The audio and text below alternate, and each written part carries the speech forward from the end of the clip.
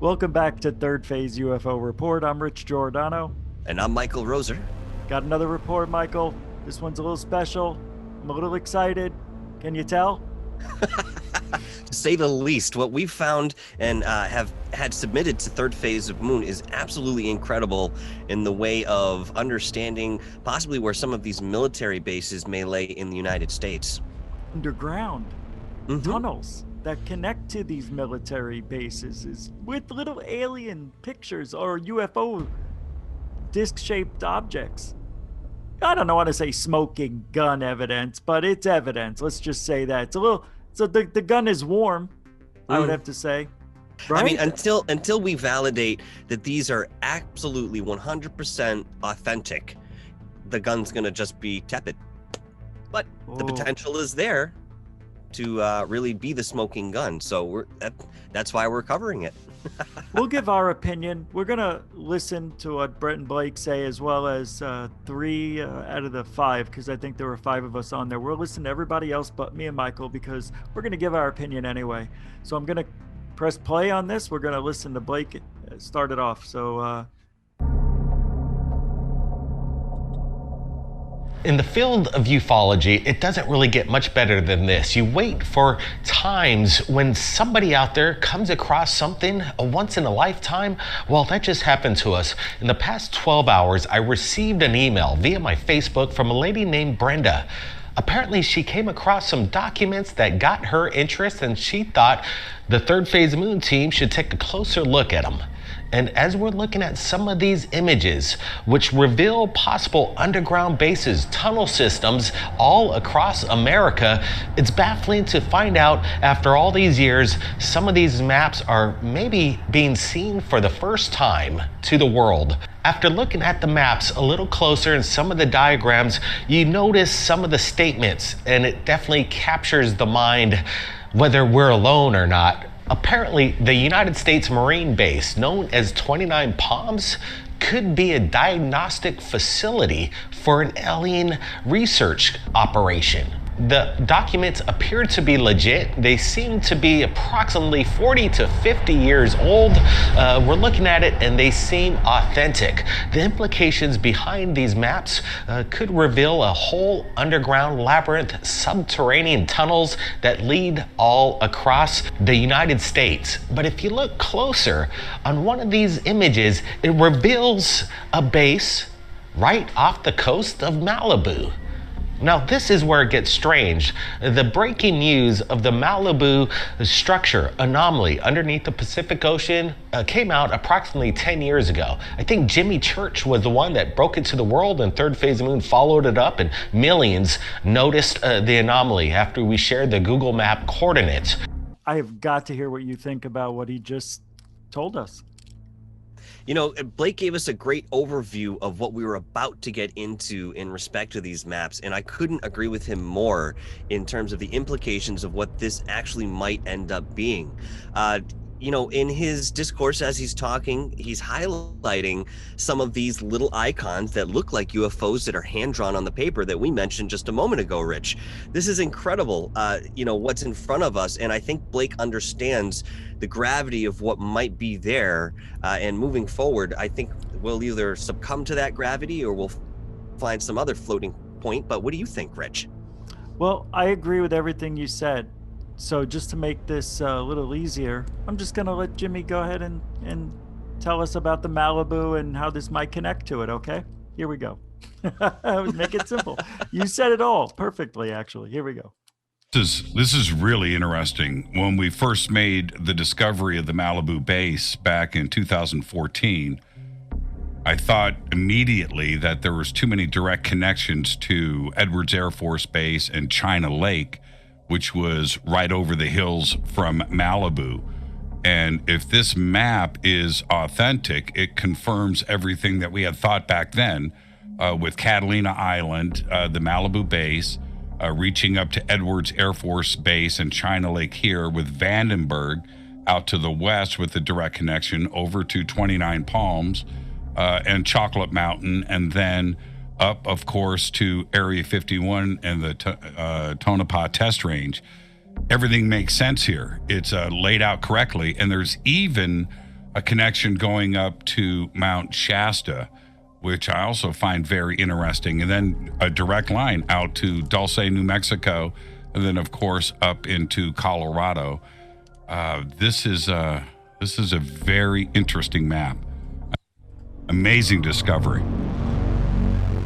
Pretty cool, man. All right, so Jimmy Church originally broke that story some years ago, and since then Google has blurred it out. So if it has no significant meaning, why would Google Earth remove that from their maps? It makes no sense. So I like the fact that that has been removed, and we see this map pointing right to that area, which is pretty significant. To have all these different points going to the bases, I didn't notice, but maybe because we don't know, which probably makes sense. I think I just answered my own question without talking about it, but I'm going to ask you, were there any bases on there that you didn't recognize? That's a stupid question. No, not really, because I think it is. No? Well, of course we're not going to recognize them all. Well, I mean, I think maybe in the way that I'll take that is, are there any major central locations on this map that we're not recognizing? And I'd have to say no. Between Malibu, Dulce, the facilities that are in Colorado, these are all places that we've suspected to be underground military bases. And, through anecdotal evidence, most of the time, that was what our conviction was. Now we have a map that does one of two things, essentially. It either validates all of those suspicions, or it's building on those suspicions. So time will tell. It all boils down to the authenticity of these documents. That is true. Yeah, that's what it comes down to. Yep. Mm-hmm. All right. Here we go with Doc now. Doc's interesting. I like his point of view on this one. Here we go. Another amazing find, guys. I'm really glad that we have viewers that are willing to send stuff like this to us. It's amazing. It really makes this job worth it. And I want to talk about the first map that we see here. It says military view of California. I'm saying this. I'm going to say this is a military flight chart of a portion of California, and these thick lines, I think, are the tunnel systems leading to all the different bases. And it's basically a topographic map. So, and the fact that it says underground base in multiple locations kind of gives it away. But this is really this is a good find. Can you expand on, maybe add to what you think Doc was talking about there? So I understand that Doc's testimony, if you will, is sort of split up a couple times throughout this broadcast, which is cool, the way that they edited it. But I think this is sort of his initial interpretation, looking at these maps. He's seeing the more superficial details that, we should be catching with our eye, again, at first glance. Again, these really thick lines, they're heavy-handed, as I mentioned in my analysis of this. And I mean, there's no question that is the focal point when we're looking over these documents. And this one, being so detailed, is just absolutely incredible. It also, is. I want to give a quick shout out to Doc Skinner, because I love your jacket, bro. Looks really nice. It is very dapper. I've seen that one before. I love it. Mm-hmm.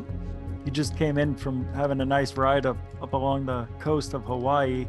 So I'm showing a little better detail. Well, it actually looks as good as what we were just looking at, the map itself. See, and it's the dark lines. That's the underground. Well, here it says base, but then it doesn't say. I guess these are the tunnels because they're dark. They stand out, and that's what it's about. It's about the tunnels, right? I think so. In this particular map, I think that's correct. Yeah. All right. And this one is the map that says military view of California. It has some numbers on here. Maybe somebody, I see longitude and latitude, obviously, but this R2508, that's an airplane identification number, I'm pretty sure. So I don't know. That's interesting. Yeah. Yeah, my dad had one similar on the plane he flew. Just like, it was like a Cessna though, like a one prop plane. So I don't know if it's the same thing. Maybe those are the planes that they're bringing people in with, you know, like the Janet flights. Well, you know what I mean, from Area 51. Yes. Some people don't know, so you never know, I gotta say it. But let me pull this up here, the video again. All right, who's next? Oh yeah, let's listen to Dr. J radio. He's always got something good to say. Oh yeah. Mr. Elias. That are found in people's homes, trailers, garages, offices, basements, etc. that add more pieces to the puzzle. Now, let me say this first of all. There have been lots of stories about DUMBs been going around for decades. DUMBs, D-U-M-B, as in deep underground military bunkers. Also, along with deep underground military bunkers, has the theories been going around that extraterrestrials are also residing down there, possibly doing research, sometimes along with humans. Regardless, theories have been going around globally. Now, the person who drew this, I have to say, is not your average Joe Schmo who saw a few documentaries and decided, okay, let's draw an elaborate, underground base. I think if someone's imagination was to go there, they probably would have put in some less detailed stuff as far as the technical abilities about how to build this, as opposed to more fantastic stuff. Now, the first document here is 29 Palms, right here in Southern California, purportedly linked to Area 51 via underground tunnels. So the fact that this first document touches on an underground extraterrestrial research facility right here in Southern California is not surprising to me. What is surprising to me is the level of detail in this.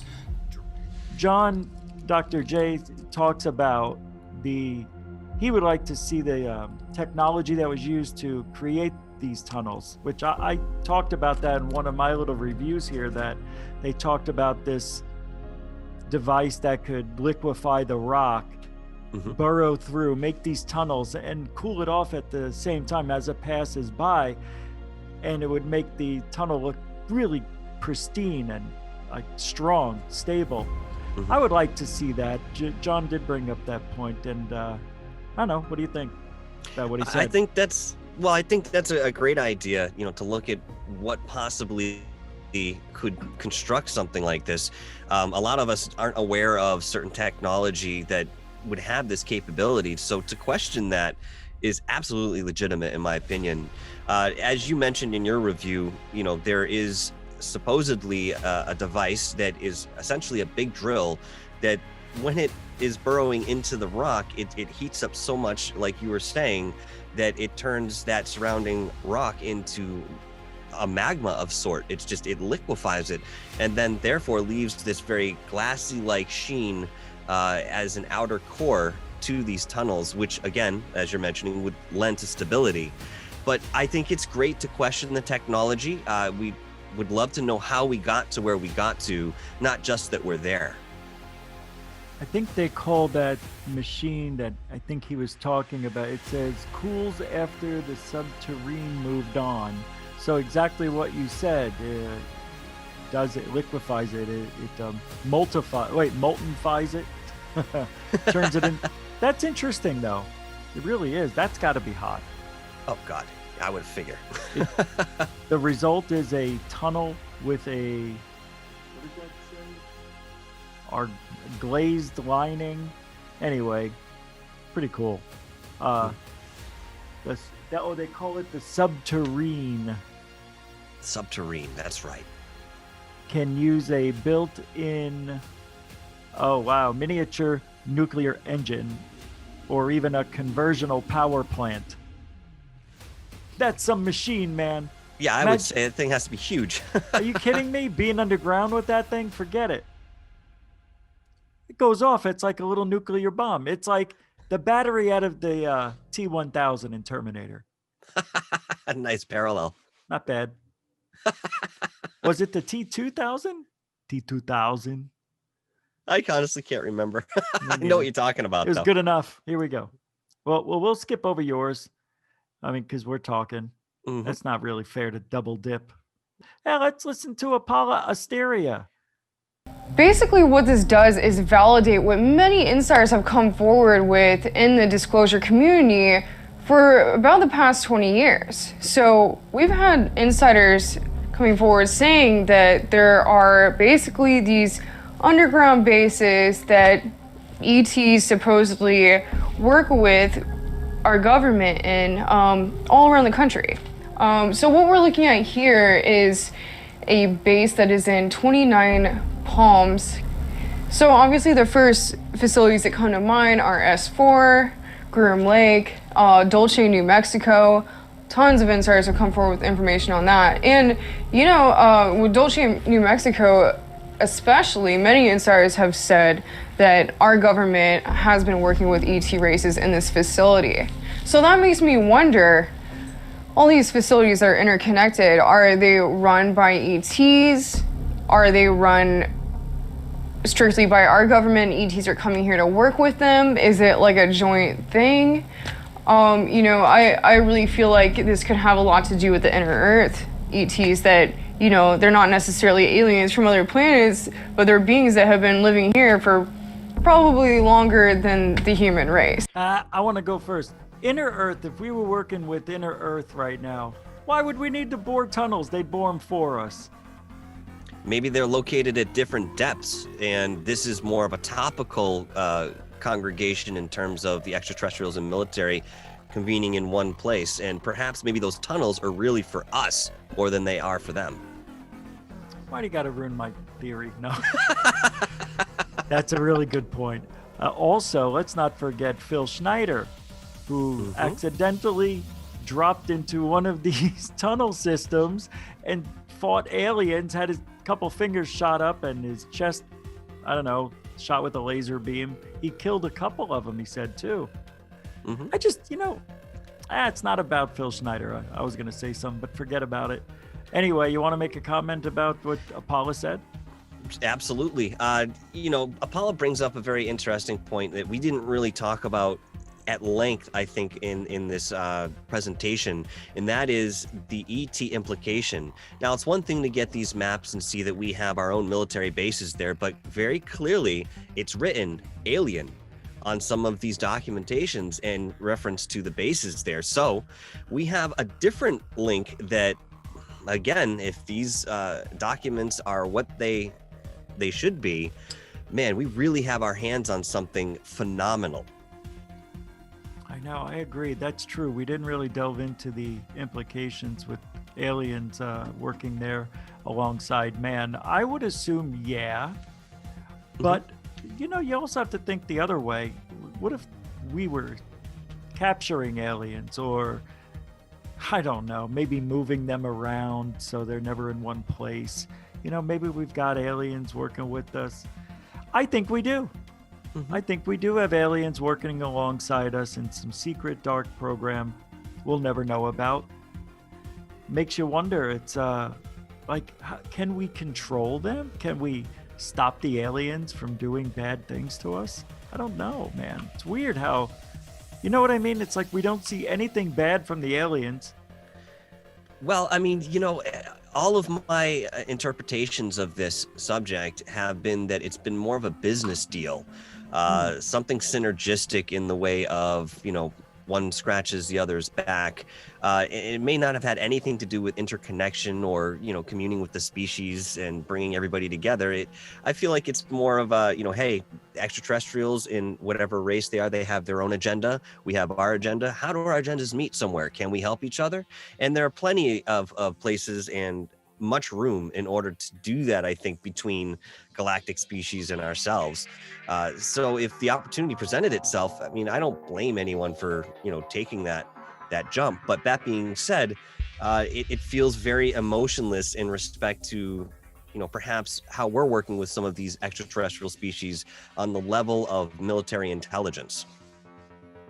In 2004, they had that, what was it, the Tic Tac sighting, but also during that period of weeks where they kept seeing the UFOs there. It was on Unidentified season 1, episode 4, I believe. It was called Raining UFOs. My favorite episode, not because of that, but they were the radar operator talked about seeing UFOs coming in at 80,000 feet and dropping down to 50 feet in a matter of, 2 seconds or less, something like that. Yeah.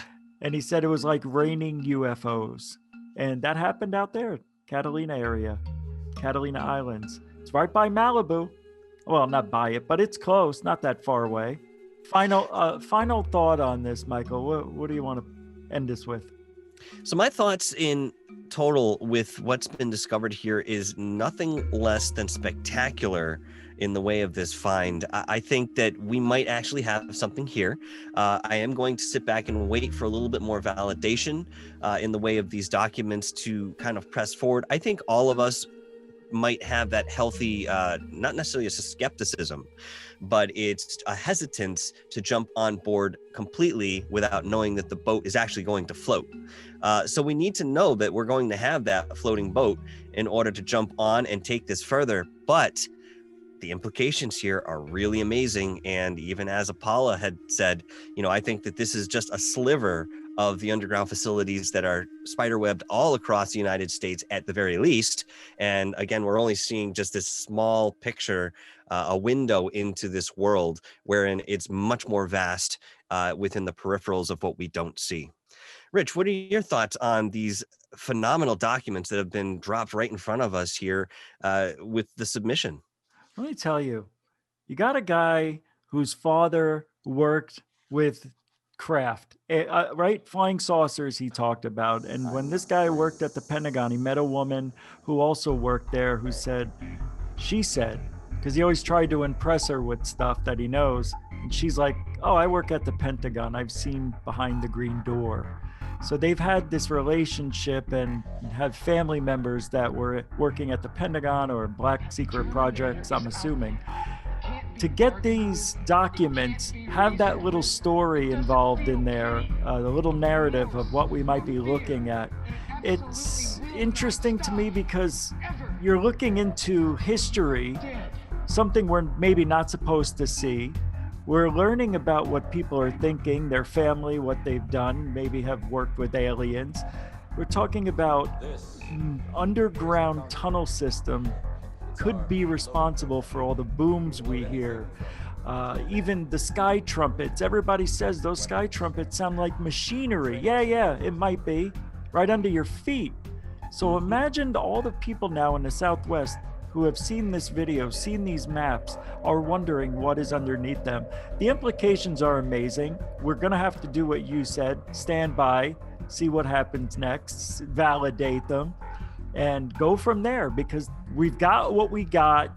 This is it, and it looks legit. You think so, I think so, many people do. So very possible we're not being duped here this time, but we'll wait. So I love this. It's a story, within a mystery, within a conspiracy. It's about aliens. What else do you want? It's the best. That's true, though. Where can we find you? You can find me at Dark Hour Paranormal and right here on Third Phase. And Rich, where can we find you? GUFON, Greatest UFO Network, every single day except for Sunday, 10 p.m. Eastern, 7 Pacific, right here on YouTube. Michael, Third Phase of Moon, everybody involved from the panel, Doc Skinner, Apollo Asteria, Dr. J, and even Jimmy Church sat in for a minute or two. That's right. Fantastic collaboration. I want to thank everybody. And I guess what I want to say is keep your eyes to the skies, because if you ain't looking up, Michael, you ain't looking out. You ain't looking out. Good night, everybody.